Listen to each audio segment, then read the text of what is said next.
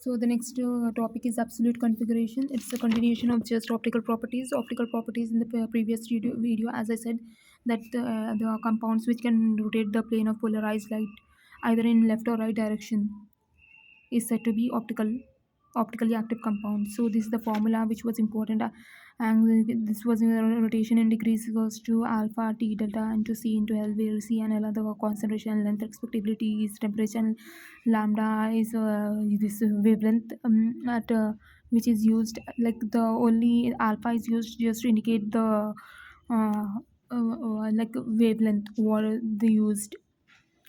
And what else? Okay, then coming to the continuation of this D and L system, as I said you, dextro and levorotatory. Here the last time I think I said you the example of alanine. Yeah, alanine. Oh yeah, this is alanine. The example here given is a glyceraldehyde. The when we how the compound moves either to right or left is based on functional group attached. So if the functional group is attached on the to the right, because of the functional group, this compound, if it is moves in the left side, we call it as levo or anti-clockwise direction. Or if the compound is if the functional group is on the right side, then we call it as dextro rotatory, or the rotation will be the rotation will be clockwise. So here the two properties are taken.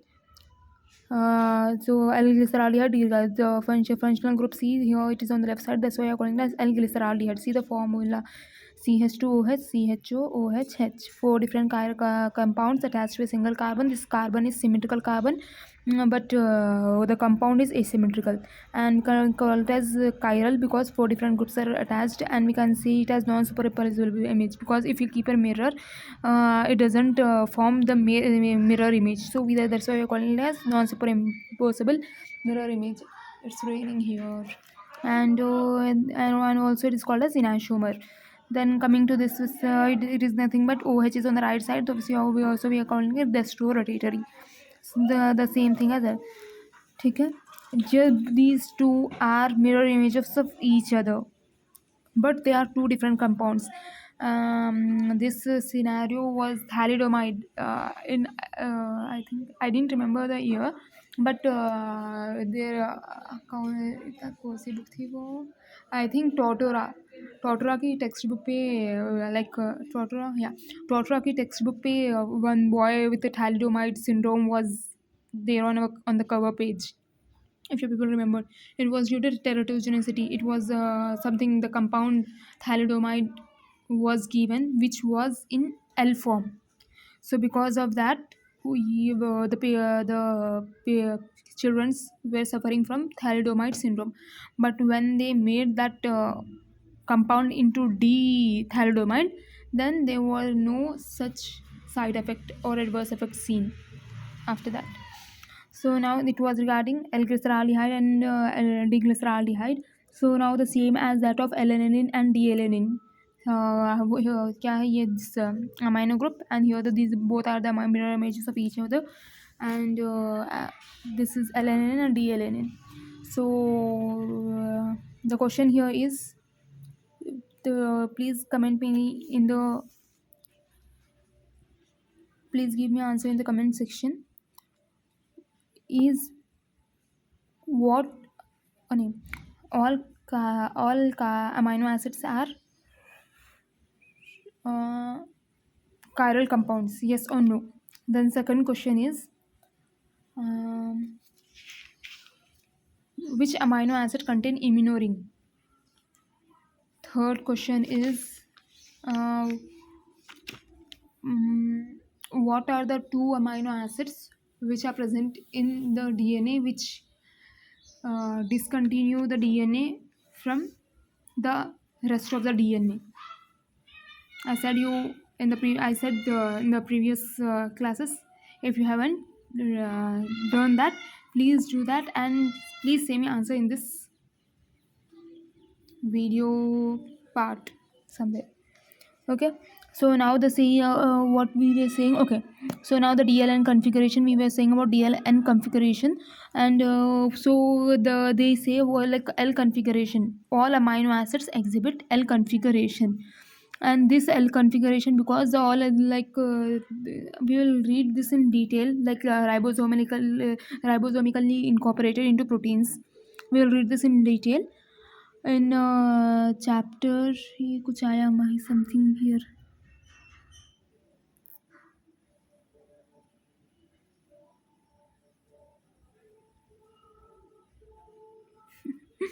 Okay, क्या है, what it is. Okay, I'm wasting your time, sorry. So all amino acids which ribosomically incorporated, please remember this, the one which are ribosomically incorporated into proteins are L configuration. All the amino acids are L except one or two. Okay, but this proteins, we can say, is like few proteins, like majority of the proteins which we can say it has in they will be in the form of D form, but majority of the amino acids will be in L configuration. Why? Because they are क्या है, ribosomically incorporated. ठीक है. Then this was about DL and DL system, and this is nothing but our RS system. RS system here is rectus, R for rectus, and S for sinister. Rectus means right and sinister means left. Here we were saying depending upon the functional group attached, either it is like where it is rotating. I'll come back. Okay, so here we were saying about the functional group. Here also we see about the compound, this functional groups or any compound which are attached. But here we see the molecular number of a compound. So here, if a compound, if it is here, if take an example of the take an example of this. Here what we do, like here the nitrogen number is 7, atomic number is 7, and 3 plus 3 hydrogen, so 7 plus 3 10. Here the same way 6 plus 3 9, H is 1, C plus 16 plus 16 16 16 32, 32 plus 6 30, 32 plus 6 38, so 38. So based on this we write the atomic number, not the entire thing. We have to just see the first number, just first atomic number.